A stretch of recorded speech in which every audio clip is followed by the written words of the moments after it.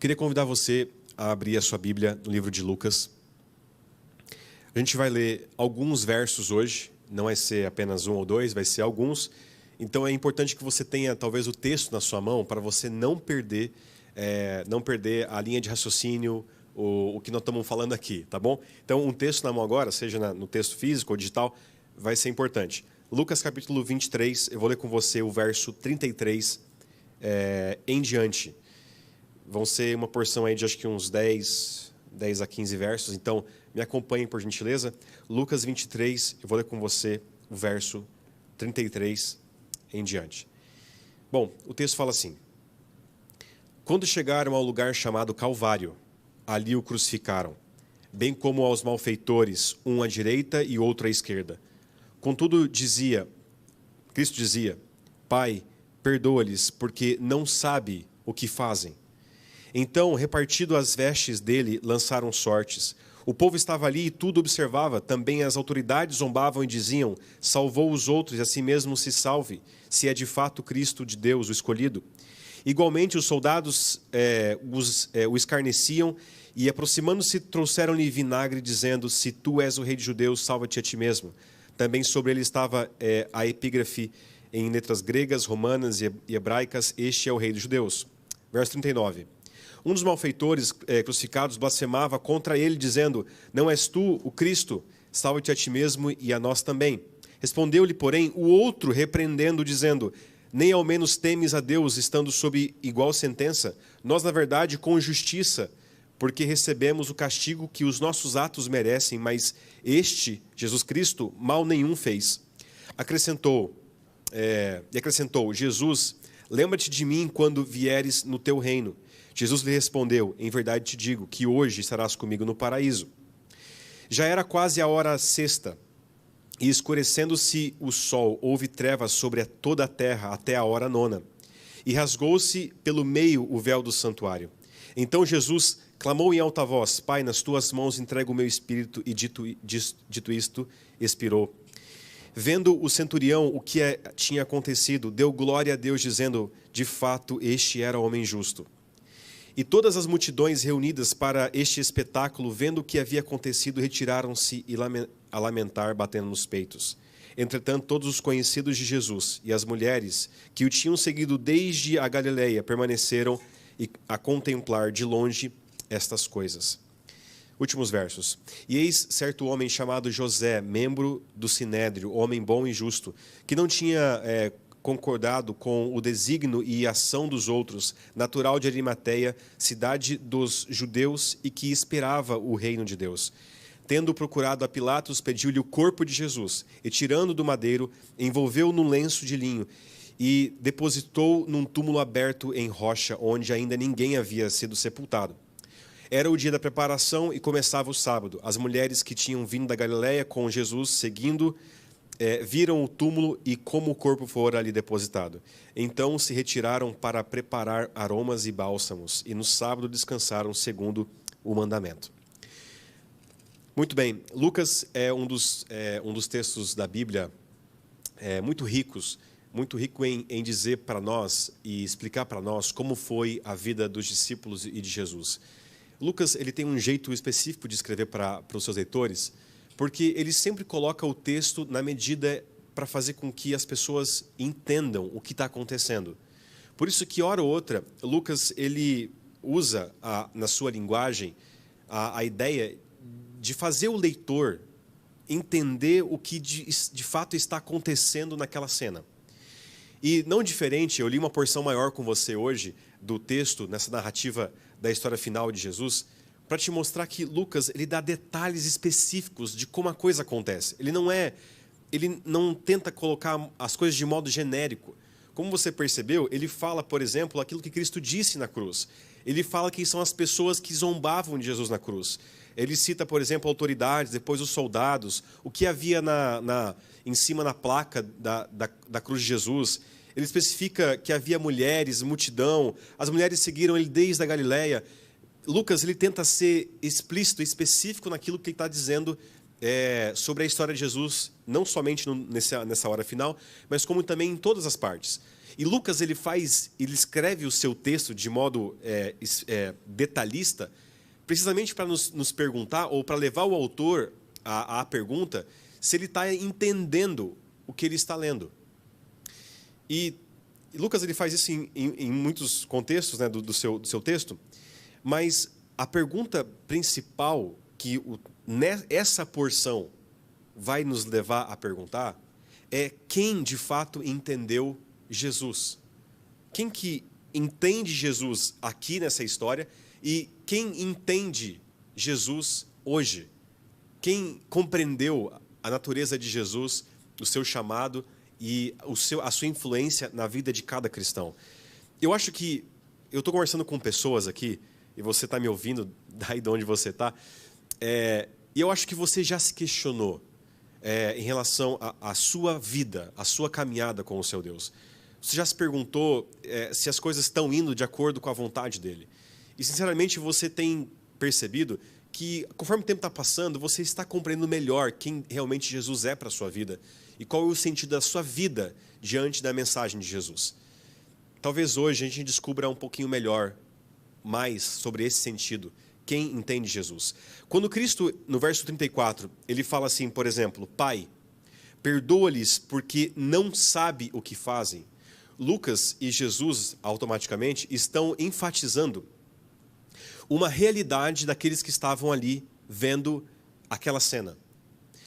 A maioria das pessoas naquele lugar, elas não haviam compreendido realmente quem era Jesus.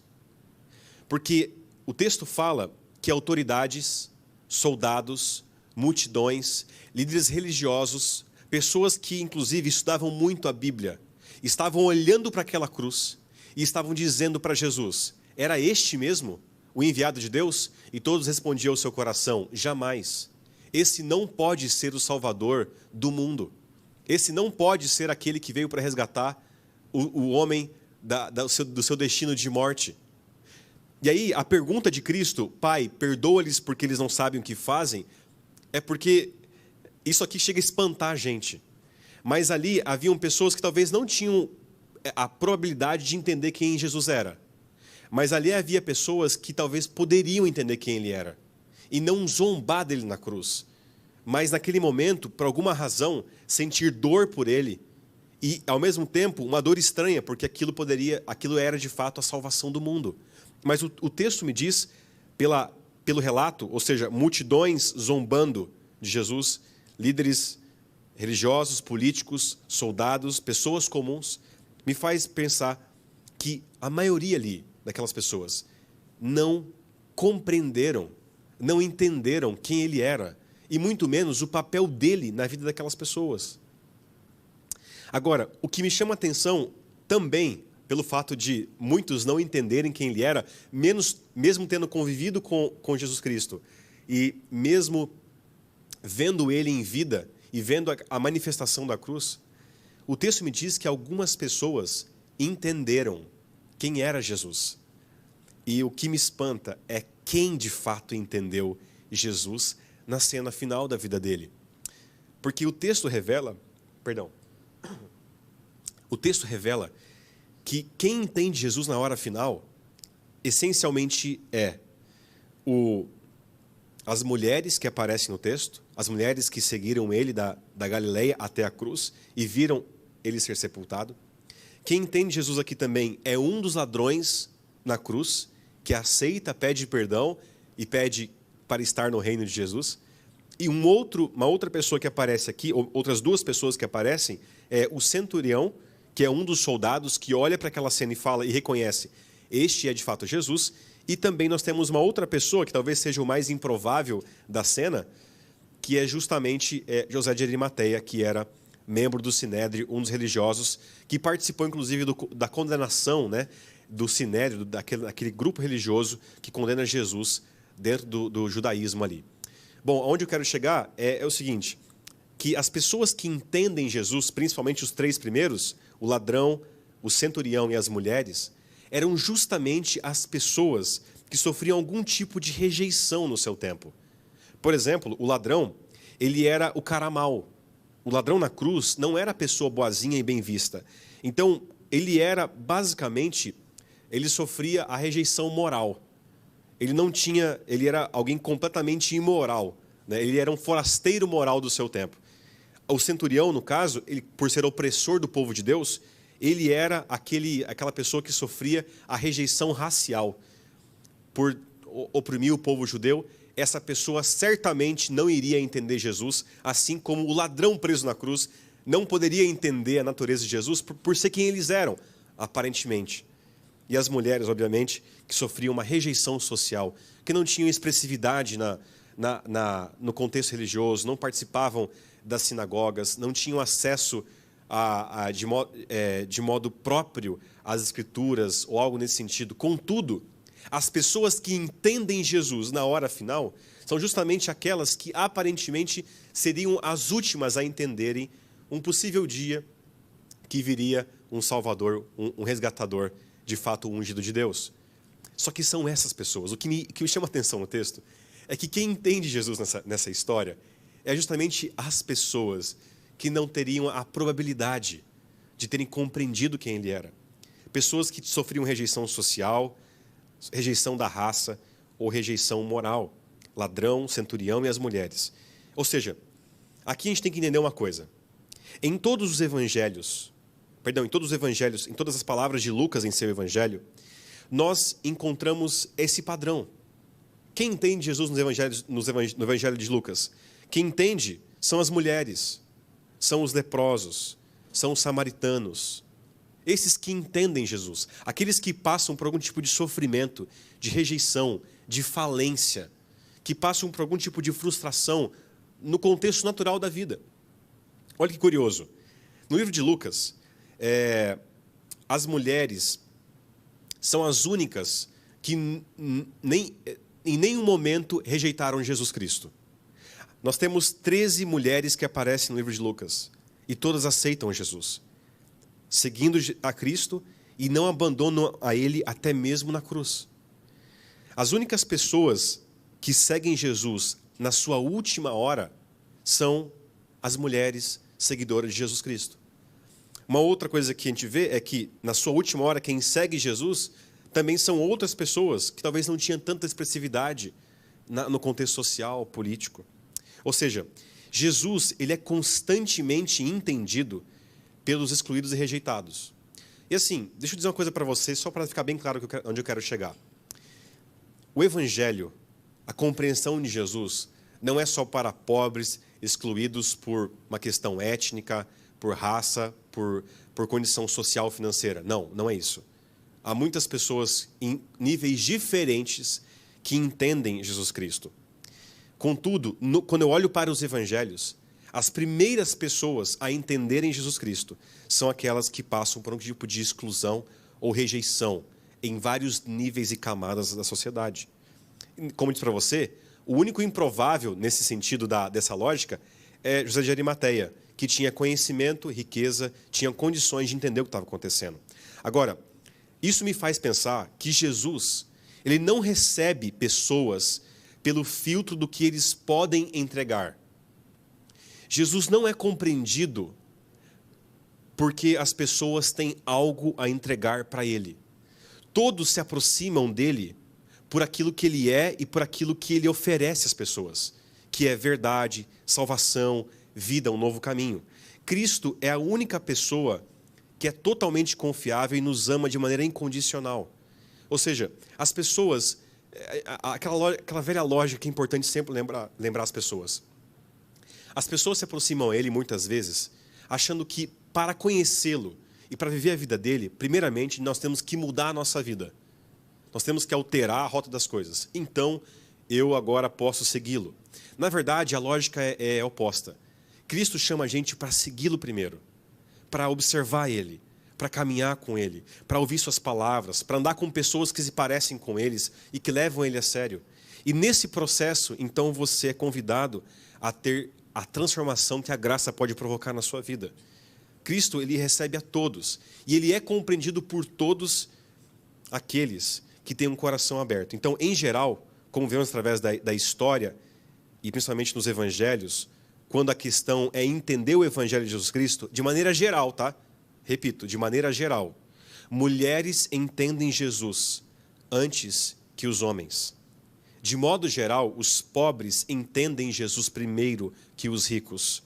O povo comum entende Jesus antes das elites. E os leigos, de modo geral, entendem Jesus melhor do que o clero. A lógica aqui, ou o porquê disso. Por que disso? Por que a história tende a provar que as pessoas mais simples, as pessoas, quem sabe, mais rejeitadas, que mais faliram, que mais sofreram, tendem a entender melhor o amor e a plenitude de Cristo? Porque, primeiramente, Jesus nos aceita por meio da graça. Nada em nós é necessário para entendê-lo e aceitá-lo, mas é pela permissão que você dá para o Espírito Santo, na sua vida, manifestar o poder de Deus, que você começa a compreender as verdades eternas. E por que isso acontece com as pessoas?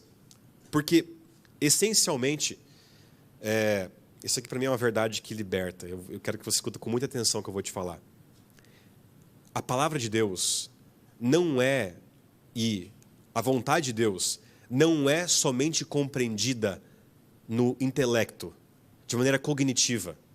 As grandes verdades que você entendeu e mudaram a tua vida são aquelas que passam pelo nível da experiência, da vivência. Quando você se sentiu amado, e como você se sente amado hoje, isso só é possível quando alguém provou o amor dela por você. Então, amor não é uma coisa que você entende na teoria. Quando alguém diz que ama alguém, você vai entender aquilo se aquela pessoa demonstrar o amor. E o oposto também é verdade. A gente desconfia do amor de alguém quando a gente não recebe evidências daquilo. Então, as verdades do Evangelho que transformam não são aquelas que você só apenas compreendeu no seu intelecto. São aquelas que você percebeu mudando e vivendo através da sua vida diária. E outra coisa que eu quero dizer para vocês é que a razão pela qual as pessoas, como mulheres, pobres, gente comum, leigos, entenderam o Evangelho antes do que outras pessoas de maneira específica, é porque geralmente, dentro do mundo do universo dos homens, ricos, elites e clero, existe o elemento do sucesso, o elemento do poder, da conquista, do privilégio, do status, das realizações. E ao longo da história, tem se provado que coisas como poder, sucesso, status, realizações, privilégios, têm levado a humanidade a uma coisa chamada cegueira espiritual. Cegueira espiritual. Repito, não quero aqui dizer para vocês que o Evangelho é somente de pessoas identificadas como mulheres, pobres, gente comum, leigos. Não, não é isso. O Evangelho é para todos. Mas acontece que para muitas pessoas, dependendo da sua posição onde elas estão, o poder, o sucesso e as suas conquistas têm cegado elas para permitir Deus fazer uma grande obra de mudança radical, para elas viverem não segundo o seu desejo e vontade, mas segundo a vontade de Jesus Cristo. Entende aqui o ponto? Aqui eu não quero segregar as coisas, não quero deixar as coisas no preto e no branco, não é isso. Eu quero te mostrar que, ao longo do tempo, sucesso, poder, conquista, realização, status, privilégios têm levado ao nosso povo uma cegueira espiritual. Na medida e no processo em que a pobreza, a injustiça, o sofrimento, a exclusão social tem se provado também, ao longo do tempo, coisas que não impedem pessoas de conhecer a Cristo, mas, na verdade, tem impulsionado, de maneira geral, pessoas a compreenderem Jesus de modo íntegro, de modo completo. Pessoas que faliram e são excluídas entendem mais rápido Jesus e sua mensagem. No texto que nós lemos, na hora da crucificação de Cristo, na hora da morte de Cristo, em que, essencialmente, quase todos o abandonaram, Lucas fala o seguinte, que as mulheres não deixaram ele. O ladrão na cruz aceitou Jesus Cristo e pediu o seu perdão. O centurião disse, esse de fato é um homem justo e verdadeiro. E, no caso também, o José de Arimateia também fala o seguinte, Ele não fala nada, na verdade, no texto, mas ele concorda. Este é aquele a quem nós aguardávamos. O reino de Deus chegou. Agora, eu quero já, indo para o final dessa reflexão com você, para te dizer uma coisa muito importante. O nosso chamado, como cristãos, é a gente buscar, primeiramente, nosso primeiro desafio em relação à nossa caminhada com Jesus Cristo é justamente a gente buscar de todo o coração entender quem é Jesus na nossa vida. Qual é a minha relação com Ele e como Ele pode influenciar a minha vida. E aí, eu diria para você que na hora de como entender Jesus, seguindo o padrão e exemplo que nós vimos aqui no relato dessa noite, diria para vocês que a primeira coisa para entender Jesus, como nós vimos aqui no texto, é enfrentar a multidão que se opõe a Jesus. Aqui, na hora final de Jesus, uma multidão de religiosos, líderes políticos, militares, a elite, uma boa parte do poder religioso estava ali, dizendo o seguinte: esse não pode ser o Filho de Deus, porque esse é condenado e maldito por morrer na cruz. Só que uma parte da igreja de Jesus, uma pequena parte, olhava para Cristo na cruz e dizia: esse só pode ser o meu Salvador. Contra tudo aquilo que as pessoas pensavam, diziam: esse é aquele que veio para morrer no meu lugar. Eu vou seguir a vida desse aparentemente coitado, mas que desceu do céu para se colocar pequeno e fazer a vontade dele, que é a vontade de me salvar eternamente. Ou seja, o primeiro chamado a cada um dos cristãos, o primeiro grande chamado, é para você ser um pensador independente. Ser alguém que olha para a sua vida com responsabilidade e fala assim: Senhor, corrige, orienta a minha vida quando o assunto é fazer a tua vontade na terra. Eu quero entender o propósito seu na minha vida. E eu vou encontrar na vida de Cristo, nas suas palavras, a essência e o propósito da minha existência. Primeira coisa, enfrente a multidão que se opõe a Jesus. O segundo ponto é: reconheça o centro motivacional do fato pela qual você é um cristão. Ou seja, o ladrão na cruz, lembra os dois ladrões na cruz? Um olhava para Jesus e dizia o seguinte: olha, eu vou te seguir se você fizer um monte de coisa para mim, inclusive me tirar dessa morte. Outro ladrão tinha um outro modo de pensar. Ele olhava para Jesus e falava o seguinte: Jesus, eu mereço estar na cruz. Muita coisa na minha vida acontece porque eu basicamente provoquei esse mal na minha vida. O segundo ladrão na cruz, o ladrão que de fato reconhece quem Jesus realmente é, ele não omite o seu erro. Ele não transfere a sua culpa para uma outra pessoa. O segundo ladrão na cruz fala o seguinte: olha, você não pode culpar Jesus. Você tem que entender que você é culpado. Você vai sofrer as consequências daquilo que você plantou. Mas ele não pega o seu sofrimento e fala o seguinte: olha, agora não quero mais sofrer. Vida com Cristo não tem mais sofrimento. Não, ele pega e olha para Cristo e fala o seguinte: Cristo, eu quero ter uma única certeza quando eu olhar para o Senhor. Eu quero ter a convicção de que quando o seu reino vier, eu vou estar contigo. Não importa o que vai acontecer na minha vida. Eu vou olhar para Cristo, viver segundo a vontade dele e imaginar o seguinte: não importa o que acontecer comigo. Jesus, importa uma coisa para mim: que eu viva com o Senhor eternamente. Porque todas as outras coisas que acontecem na minha vida, eu vou crer que elas acontecem para o bem daqueles que amam a Deus. E aí eu queria agora aqui chegar no final. Quando você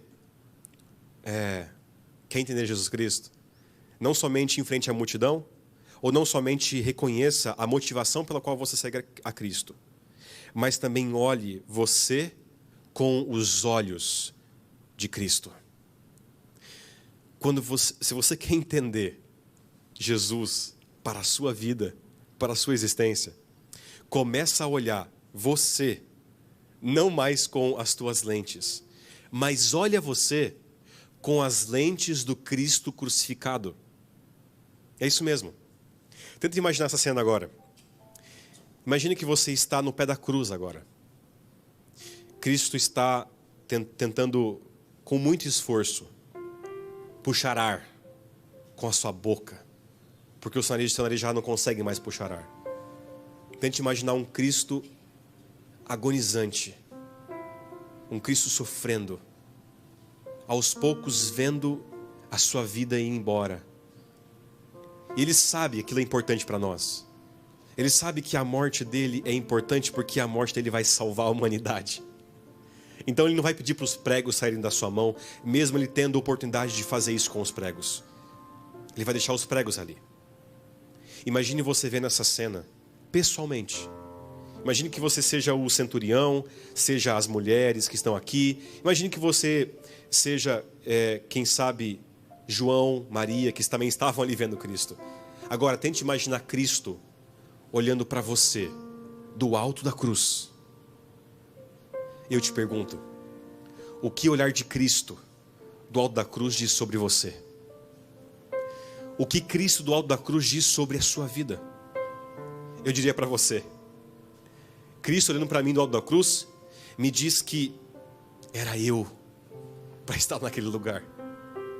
O olhar dele me diz, era você que era para estar aqui nesse lugar. Só que eu te amo demais, eu te protejo demais, e você no alto da cruz não poderia salvar a si mesmo. Então eu vim para ficar no seu lugar. Você não merecia a vida, mas pela minha vida eu vou te dar tudo de volta que você perdeu. E a coisa mais importante que nós perdemos era a certeza do amor de Deus, a certeza de que Ele nos aceita e nos ama, nos acolhe, nos recebe e nos dá nova vida. Nós temos agora a chance de viver uma nova vida em Cristo Jesus, amém?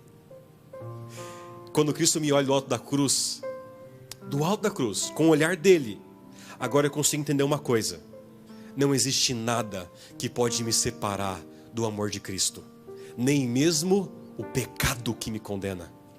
Eu vou te dizer uma coisa para você gravar no seu coração, para nunca mais você esquecer.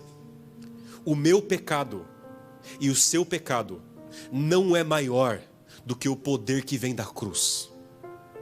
O meu erro e falha, a minha incapacidade, a minha finitude, a minha canalice, a minha hipocrisia não é maior do que o poder que vem da cruz para mudar completamente quem eu sou, para me dar uma nova vida.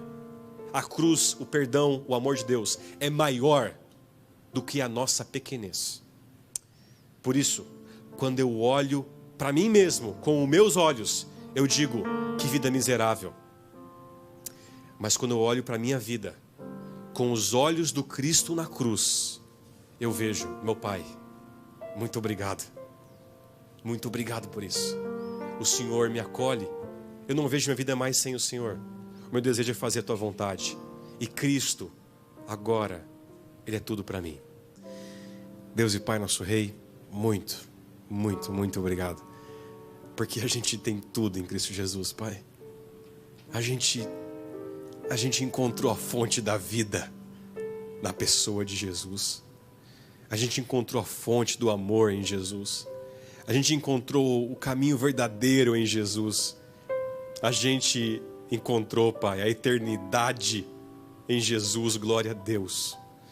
Obrigado, Pai, porque a nossa igreja só pode ser igreja se Ele for o centro de tudo e nada mais.